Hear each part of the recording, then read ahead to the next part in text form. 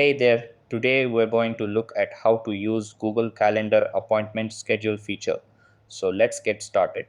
First, go to calendar.google.com and make sure you're signed into your Google account. Over here, click on the Create button at the top left, then click the arrow and select Appointment Schedule. After that, give your schedule a title like Call Availability. Then choose your appointment duration, for example, 30 minutes. Now select the days and times you're generally available. Let's say Monday from 11 a.m. to 5 p.m., Tuesday from 9 a.m. to 5 p.m., and so on. You can leave certain days blank if you're unavailable. After that, set the scheduling window.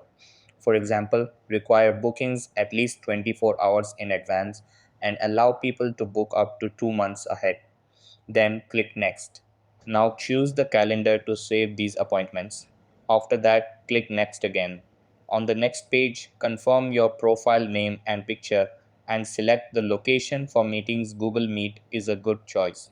Then add a note if needed, like bring Zeiss. After that, set up your booking form. It will already ask for name and email.